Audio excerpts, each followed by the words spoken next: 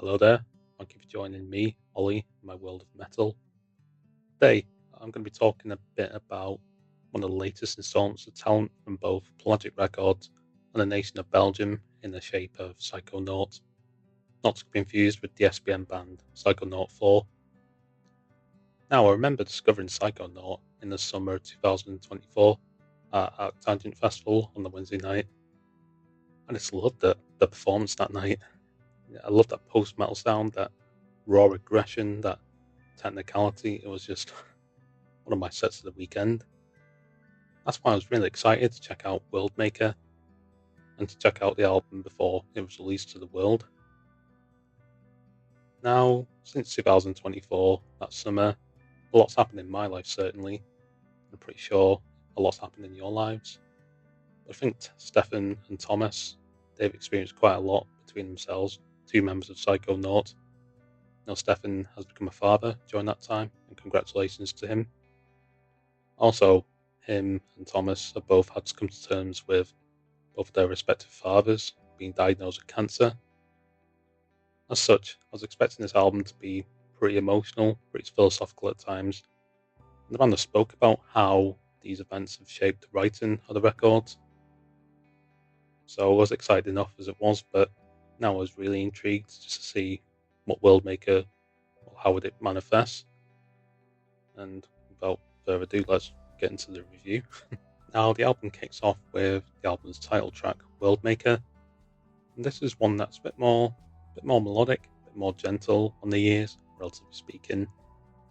And it gives the lyrics a bit more time to shine in the mix and gives you, the listener, more chance to interpret them and to analyse them for yourself.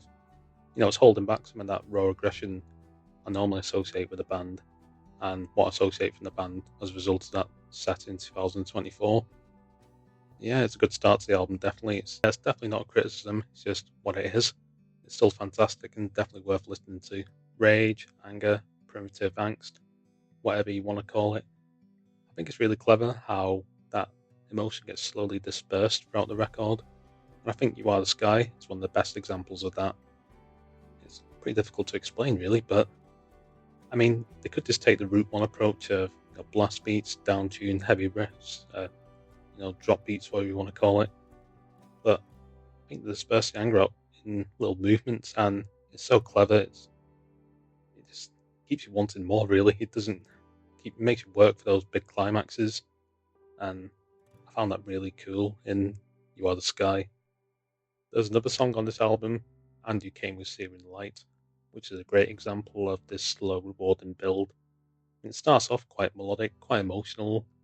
It's almost serenading and swooning at times. There's maybe 1 or 2 minutes of this really gentle melodic passage. Again, you feel swooned by it, but before you know it, you've been subjected to one of the most brutal and punishing parts of the whole album. You know, it's just that gradual build. It makes you think, how on earth did I miss that? How did I go through so many different emotions in 7 minutes? The band spoke about how they wanted to incorporate more Middle Eastern and Asian influence into their music. Origins is perhaps the best example of that. You know, they incorporate the Indian tabla drum, which is basically the melodic and rhythmic focus for the entire song. Something very left field, something very different, but then again, you're not getting convention with Psychonaut. All in Time is another example where, especially in the guitar riffs, where it's a bit more Middle Eastern at times, using that 24-point scale. It reminds me of Macedon in many ways. In Psychonaut, I've got one guitarist less. That means that being a power trio, there's a potential for more of a thin sound, and there's definitely less margin for error in the mix. But I think the bassist Thomas, really, he turns that disadvantage into an advantage, and he puts out some of the most hypnotic and groovy bass lines. You Are the Sky being one of the best examples. He becomes the lead instrument for some parts. So yeah, those are just some of the things I found interesting on this record. It's a bit random, really, and my thoughts are a bit scattered.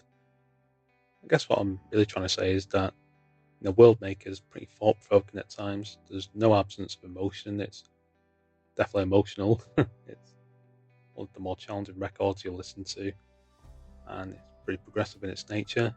It's just a great listen, and I urge you to listen to it. You definitely won't regret it. It's got everything really. It's got quite intricate melodic parts. It's pretty emotional and heavy at times. It's just a great listen.